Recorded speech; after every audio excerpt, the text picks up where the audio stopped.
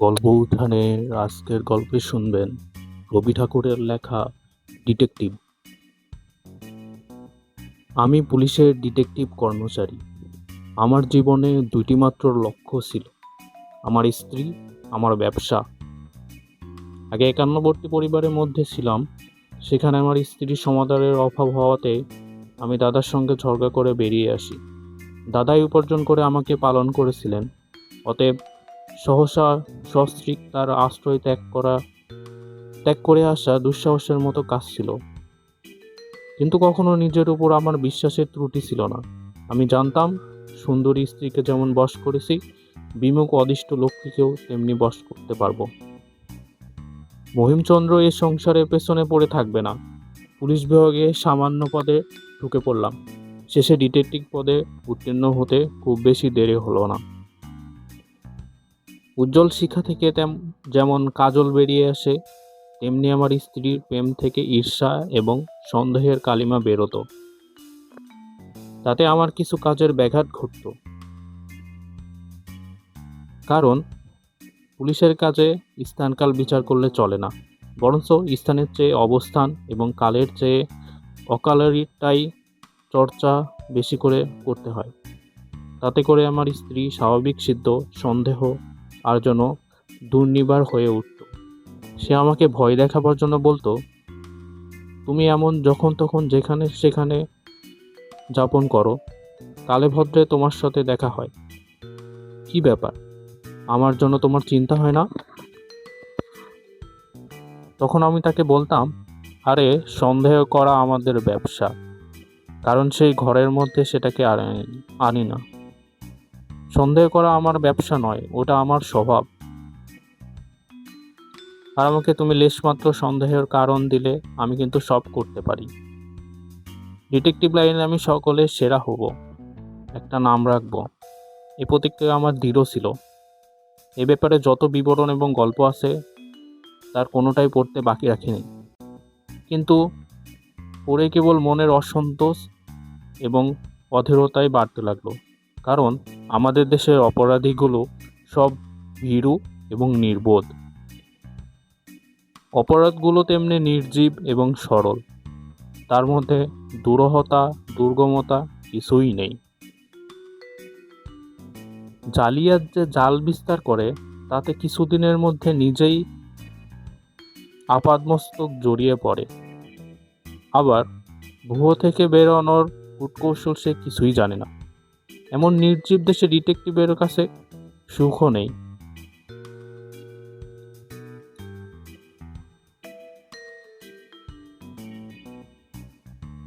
ভ্রমণে আমি কল্পনায় যখন লন্ডন এবং প্যারিসের জনাকীর্ণ রাস্তার দুই পাশে আলোকোজ্জ্বল অনুপম প্রসাদ দেখতে পেতাম, তখন আমার শরীর রোমাঞ্চিত হয়ে উঠত। মনে মনে ভাবতাম, এই প্রাসাদের মতো বাড়ি এবং পথ উপপথের মধ্যে দিয়ে যেমন জনস্রোত অহরহ বয়ে যাচ্ছে, তেমনি সর্বত্রই একটা হিংস্র কুটিল ভয়ঙ্কর অপরাধ প্রবাহ তলে তলে নিজের পথ বয়ে চলেছে।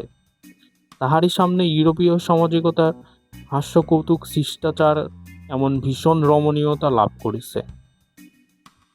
আর আমাদের কলকাতার রাস্তার ধারে বাড়িঘরগুলোর মধ্যে রান্না বাটনা, পরীক্ষার পড়া, তাস দাবার বৈঠক, দাম্পত্য কলহ, বড়জোর, ভাতৃবিচ্ছেদ এবং মোকদ্দমার পরামর্শ ছাড়া কিছুই নেই।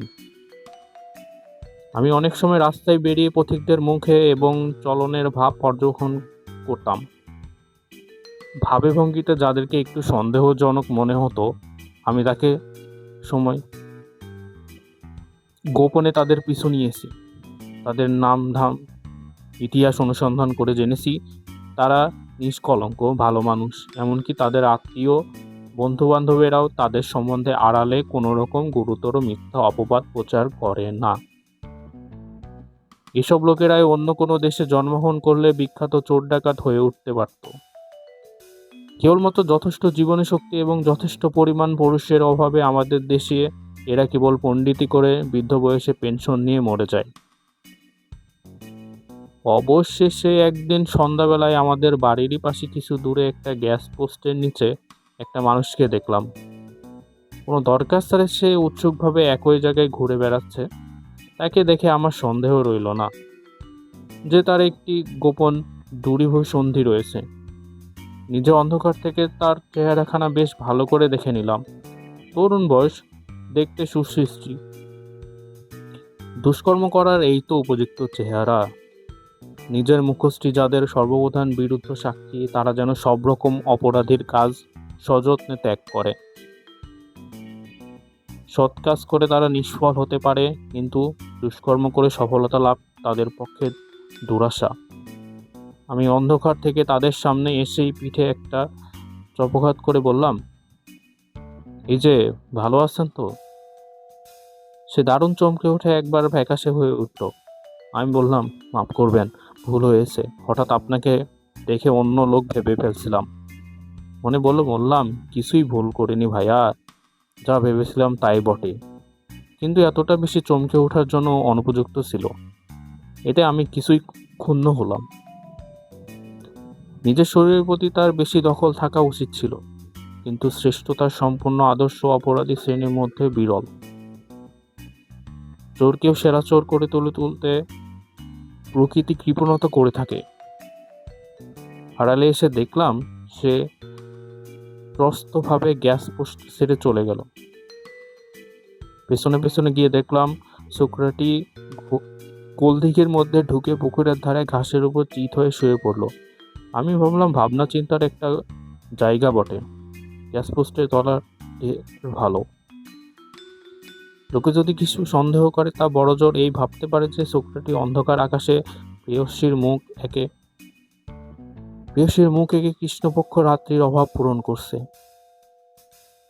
ছেলেটির প্রতি উত্তরোত্তর আমার আকর্ষণ বেড়ে উঠতে লাগলো। অনুসন্ধান করে জানলাম তার নাম মন্মথ। সে কলেজের ছাত্র, পরীক্ষায় ফেল করে গ্রীষ্মের ছুটিতে ঘুরে বেড়াচ্ছে। তার বাসার সহবাসী ছাত্রগণ সকলে বাড়ি চলে গেছে, কিন্তু এই ছেলেটির বাড়ি না যাওয়ার কারণ কি? আমিও ছাত্র সেজে তার বাসার একটা ঘর নিলাম। প্রথম দিন যখন সে আমাকে দেখলো, কেমন একরকম করে সে আমার মুখের দিকে তাকালো। তার ভাবটা ভালো করে বুঝলাম না, যেন সে অবাক, যেন সে আমার অভিপ্রায় বুঝতে পেরেছে, এমনি একটা ভাব। বুঝলাম, শিকারের উপযুক্ত শিকার বটে, একে সহজে কায়দা করা যাবে না।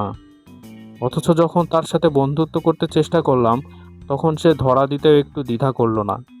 কিন্তু মনে হলো সে আমাকে ভালো করে দেখে নিতে চায়, চিনে নিতে চায়। মনুষ্য চরিত্রের প্রতি এরকম সদা সতর্ক, সজাগ, কৌতূহল, এটাই তো উস্তাদের লক্ষণ। এত অল্প বয়সে একটা চাতুরি দেখে বড় খুশি হলাম। ভাবলাম, মাঝখানে একজন রমণী না আনলে এই অসাধারণ অকাল ধূর্ত ছেলেটির হৃদয় দ্বার উন্মুক্ত করা সহজ হবে না। ভাই, একটি স্ত্রী লোককে আমি ভালোবাসি, কিন্তু সে আমাকে ভালোবাসে না। সে চমকে ওঠে, ঈষৎ হেসে বলে, এইরূপ দুর্যোগ বিরল নয়। এরকম মজা করার জন্য কৌতুক পাওয়ার বিধাতা নরনারী প্রবেন। সে তুমি যাই বলো, এ ব্যাপারে তোমার পরামর্শ, তোমার সাহায্য চাই। সে রাজিও হলো। আমি বানিয়ে বানিয়ে অনেক ইতিহাস শোনালাম। শেষ আগ্রহে কৌতূহলে সমস্তটা শুনলো, কিন্তু বেশি কথা বলল না। আমার ধারণা ছিল ভালোবাসার, বিশেষ হরিত ভালোবাসার ব্যাপারে প্রকাশ বললে মানুষের মধ্যে অন্তরঙ্গতা দ্রুত বেড়ে ওঠে, কিন্তু এই ক্ষেত্রে তার কোনো লক্ষণ দেখা গেল না। শুক্রাটি আগের থেকে যেন চুপ মেরে গেল, অথচ সকল কথা যেন মনের ভাব গেঁথে নিল। ছেলের প্রতি আমার ভক্তির সীমা রইল না। একদিকে মনমথ রোজ গোপনে দরজা বন্ধ করে কি করে, তার গোপন অভিসন্ধি কিভাবে কতটা এগোচ্ছে, আমি কিছুই জানতে পারলাম না। অথচ কিছু একটা যে এগোচ্ছে তাতে সন্দেহ নেই। আমি একটা নিগূঢ় ব্যাপারে সে ব্যস্ত আছে, এবং সম্প্রতি সে অত্যন্ত বেড়ে উঠেছে। তাই নবযুবকটির মুখে দেখা মাত্রই বোঝা যেত। আমি গোপনে চাবি নিয়ে তার ডেস্ক খুলে দেখেছি, তাতে একটা অত্যন্ত দুর্বোধ্য কবিতার খাতা, কলেজের বক্তৃতার নোট বই এবং বাড়ির লোকদের গোটা কতক অকিঞ্চিৎকর চিঠি ছাড়া আর কিছুই নেই। কেবল বাড়ির চিঠি থেকে জানা গিয়েছে সে বাড়ি ফেরার জন্য আত্মীয় স্বজন বারবার প্রবল অনুরোধ করছে। তা সত্ত্বে বাড়ি না যাওয়ার একটা সঙ্গত কারণ অবশ্যই আছে। সেটা যদি ন্যায়সঙ্গত হতো তবে নিশ্চয়ই কথায় কথায় এতদিনে ফাঁস হতো, কিন্তু কিছুতেই তার বাড়ি না যাওয়ার ব্যাপারে জানা গেল না। অবশেষে সশরীরে রমণীর অবতারণা করতে হলো। পুলিশের বেতনভোগী হরিমতি আমার সহায় হলো। আমি বললাম, বুঝলে বন্ধু, আমি এই হরিমতির হতভাগ্য প্রণয়াকাঙ্ক্ষী।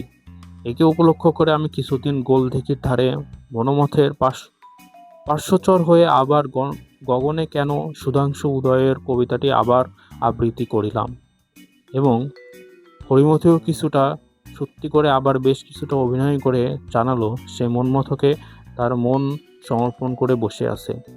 কিন্তু আশানুরূপ ফল হলো না। মন্মথ দূরে থেকেই লিপ্ত অবিচলিত কৌতূহলের সাথে সমস্তটা পর্যবেক্ষণ করতে লাগলো। এমন সময় একদিন দুপুরে তার ঘরের মেঝেতে একখানি চিঠির কয়েকটা সেরা অংশ কুড়িয়ে পেলাম। জোড়াতালি দিয়ে শুধু কয়েকটা কথা উদ্ধার করতে পারলাম। আজ সন্ধ্যে 7টার সময় গোপনে আমার বাসায় আর কিছু নেই। আজ রাত 10টায় সময় আমাদের বাসায় হরিমতির আসার কথা আছে।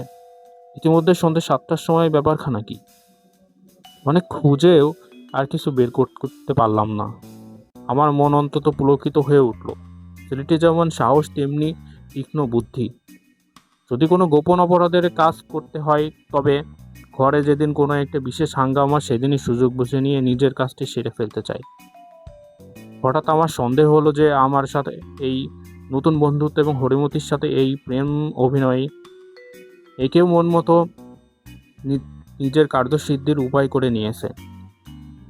এই জন্য সে ধরা দেয় না, আবার সারিয়েও নেয় না। তর্কগুলো একবার ভেবে দেখে যে বিদেশি ছাত্র ছুটির সময় আত্মীয় স্বজনে অনুনয় বিনয় উপেক্ষা করে শূন্য বাসায় একলা পড়ে থাকে। নির্জন জায়গায় তার বিশেষ প্রয়োজন ছাড়া এই বিষয়ে কারোর সংশয় থাকতে পারে না। অথচ আমি তার বাসায় এসে তার নির্জনতা ভঙ্গ করেছি এবং রমণীর অবতারণা করে নতুন উপদ্রব্য শুরু করেছি। তাতে সে বিন্দুমাত্র বিরক্ত হয়নি, বাসাও ছাড়েনি, আমাদের সঙ্গ ত্যাগ করেনি। অথচ হরিমতি অথবা আমার প্রতি তার তিলমাত্র আসক্তি নেই, এটাও সত্যি। এমনকি তার অসতর্কতা অবস্থায় বারবার লক্ষ্য দেখেছি আমাদের উভয়ের প্রতি তার ঘৃণা ক্রমেই যেন বেড়ে চলেছে।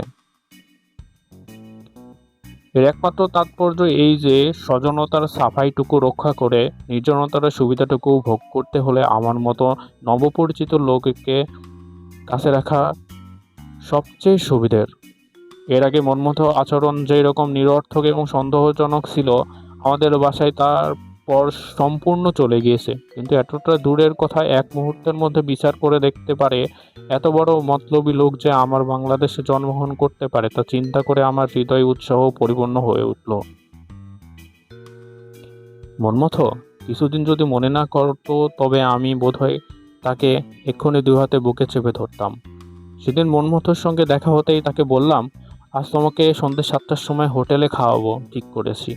মনমথ একটু চমকে উঠে বলল, ভাই মাফ করো, আমার পিঠের অবস্থা বড় জোর শোচনীয়। হোটেলের খানায় মনমথ কখনো তা শুনেনি। আজ তার পাকযন্ত্র নিশ্চয় নিতান্তই দুরবস্থার মধ্যে পড়েছে। সেদিন সন্ধ্যার আগে আমাদের বাসায় থাকবার কথা ছিল না, কিন্তু আমি সেদিন গায়ে পড়ে নানা কথা পেরে বিকেলের দিকে যেন কিছুতেই ওটার উৎসাহ দেখালাম না। মনমথকে তো বড়ই অস্বস্তিকর দেখাচ্ছিল। আমার সকল কথাতেই সে সম্পূর্ণ সম্মতি দিল, কোনো রকম প্রতিবাদ পর্যন্ত করল না। অবশেষে ঘড়ির দিকে তাকিয়ে উঠে দাঁড়িয়ে বলল, হরিমতিকে আজ আনতে যাবে না? ও হ্যাঁ হ্যাঁ, দেখেছ, সে কথা ভুলেই গেছিলাম। তুমি ভাই খাবার দাবার তৈরি করে রাখো, আমি ঠিক রাত 10টায় তাকে এখানে এনে উপস্থিত করব। বেরোলাম। এই বলে এখান থেকে চলে এলাম। আনন্দে আমার শরীরের রক্তকণিকারা যেন ছুটোছুটি করছে।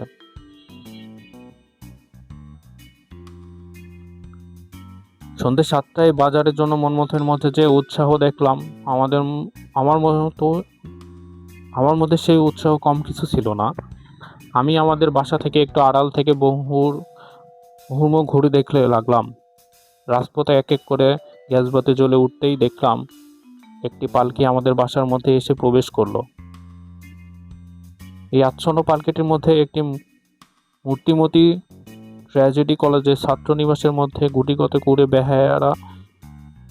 বেহারা কাঁধে চেপে সুমুচ্চ হাই হুই শব্দে অত্যন্ত অনায়াসে সহজভাবে প্রবেশ করছে। এই ঘটনা কল্পনা করা আমার সরাসরি যে কি অপূর্ব রোমাঞ্চ হলো তা বলে বোঝানো সম্ভব নয়। আমি আর দেরি করতে পারলাম না। কিছুক্ষণ পর ধীরে ধীরে গিয়ে দোতলায় গেলাম। ইচ্ছে ছিল গোপনে লুকিয়ে সব দেখে শুনে নিব, কিন্তু সেটা হলো না। কারণ ঘরের সিঁড়ির দিকে মুখ করেই মন মতো বসেছিল এবং ঘরের কোণে অন্যদিকে মুখ করে যে ঘোমটা দিয়ে নারী মূর্তি মৃদু স্বরে কথা বলছিল। যখন দেখলাম মনমতো আমাকে দেখতে পেয়েছে, তখন সঙ্গে সঙ্গে ঘরের মধ্যে প্রবেশ করে মনমতোকে বললাম, ভাই আমার ঘড়িটা ঘরে ফেলে এসেছি, সেটাই নিতে এলাম। মনমতো আমাকে দেখে এমন অভিভূত হয়ে পড়লো যে সেজন্য এক্ষুনি মাটিতে লুটিয়ে পড়বে এবং আনন্দ চেপে আমি বললাম, ও কি ভাই, আমার কি শরীর খারাপ? সে কোনো উত্তর দিতে পারলো না। আমি তখন সেই কাঠের পুতুলের মতো আড়ষ্ট হয়ে বসে থাকা নারীটির দিকে তাকিয়ে বললাম, আপনি মনমতের কে হন? এখানেও কোনো উত্তর পেলাম না, কিন্তু দেখলাম তিনি মনমথের কেউই হন না, তিনি হন আমার স্ত্রী। তারপর কি হলো সকলেই বুঝতে পারছেন। এই আমার ডিটেকটিভ পদের প্রথম চোর ধরা। আমার স্ত্রী বাক্স থেকে মনমথর একখানা চিঠিও পেলাম। সুচরিতা, সুহতভাগ্য মনমথর কথা তুমি বোধ করে ভুলে গিয়েছ। ছোটবেলায় যখন কাজী বাড়ির মামা বাড়িতে যেতাম, তখন সবসময় তোমাদের বাড়িতে গিয়ে তোমার সাথে খেলাধুলা করে এসেছি। আমাদের সেই খেলাঘর এবং সেই খেলার সম্পর্ক ভেঙে গিয়েছে। তুমি জানো কি না জানি না, একসময় ধৈর্যের ভাত ভেঙে এবং লজ্জার মাথা খেয়ে তোমার সাথে আমার বিবাহের চেষ্টা পর্যন্ত করেছিলাম, কিন্তু উভয়ই সমবয়সী হওয়াতে কেউ রাজি হলেন না। তারপর তোমার বিবাহ হয়ে গেল, 4-5 বছর কোনো সন্ধান পাইনি। আজ মাস পাশেক হলো তোমার স্বামী কলকাতা পুলিশের কাজে নিয়ে যেতে এই শহরে বদলি হয়েছে। খবর পেয়ে তো তোমার বাসা খুঁজে বের করেছি। তোমার সাথে দেখা করার দুর্দশা আমার নেই এবং অন্তর্যামী জানেন তোমার গৃহস্থ সুখের মধ্যে উপদ্রব করার দুরূহ সন্দেহ আমার নেই। সন্ধ্যার সময় তোমাদের বাসার সামনে একটি গ্যাস পোস্টের নিচে আমি চাতকের মতো দাঁড়িয়ে থাকি। তুমি ঠিক 7:30টার সময় একটি প্রজ্বলিত কেরোসিন ল্যাম্প নিয়ে রোজ তোমাদের দোতলায় দক্ষিণ দিকের ঘরের কাছের জানালাটির সামনে এনে রাখো। সে সময় কিছু মুহূর্তের জন্য তোমার দীপালোকিত প্রতিমাখানি আমার দৃষ্টিপথে উদ্ভাসিত হয়ে ওঠে। এই আমার একটিমাত্র অপরাধ। ইতিমধ্যে ঘটনাচক্রে তোমার স্বামীর সাথেও আমার আলাপ এবং ক্রমে ঘনিষ্ঠতা হয়েছে। তার চরিত্র যেরকম দেখলাম, তাতে এটা বুঝতে বাকি নেই তোমার জীবনে সুখের নয়। তোমার প্রতি আমার কোনো প্রকার সামাজিক অধিকার নেই, কিন্তু বিধাতা তোমার দুঃখকে আমার দুঃখে পরিণত করেছে। তিনি সেই দুঃখমোচনের চেষ্টাভার আমার উপরেই স্থাপন করেছে। অতএব আমার স্পর্ধা মাপ করে শুক্রবার সন্ধ্যাবেলা ঠিক 7টার সময় গোপনে পালকি করে একবার 20 মিনিটের জন্য আমার বাসায় গেলে আমি তোমাকে তোমার স্বামীর সম্বন্ধে কতগুলো গোপন কথা বলতে চাই। যদি বিশ্বাস না করো, যদি সহ্য করতে পারো, তবে প্রমাণও দেখাতে পারি এবং সেই সঙ্গে কতগুলো পরামর্শ দিতে চাই। আমি আশা করছি সেই পরামর্শের মতো চললে তুমি একদিন সুখী হতে পারবে। আমার উদ্দেশ্য সম্পূর্ণ নিঃস্বার্থ নয়। কিছুক্ষণের জন্য তোমাকে সামনে দেখব, তোমার কথা শুনবো এবং তোমার পায়ের স্পর্শে আমার গৃহখানিকে চিরকালের জন্য স্বপ্নমণ্ডিত করে তুলব, এ আকাঙ্ক্ষাও আমার আছে। যদি আমাকে বিশ্বাস না করে এবং যদি এ সুখ থেকে তো আমাকে বঞ্চিত করতে চাও, তবে সে কথা জানিও। আমি তার উত্তরে চিঠি লিখেই সব কথা তোমাকে জানাবো। যদি চিঠি লিখতেও না ইচ্ছা হয়, তবে আমার এই পত্রখানি তোমার স্বামীকে দেখিও। তারপর আমার যা বক্তব্য তাকেই বলবো। নিত্য শুভাকাঙ্ক্ষী, শ্রী মন্মথনাথ মজুমদার। নিজে তো শুনলেন, আপনজনকে নিয়েও শুনুন আমাদের গল্প উঠানের আয়োজন ঠিক রাত 9টায় প্রতি বৃহস্পতিবার। আজকের মতো এখানেই সমাপ্ত। দেখা হবে আগামী বৃহস্পতিবার অন্য কোনো গল্প নিয়ে। ধন্যবাদ।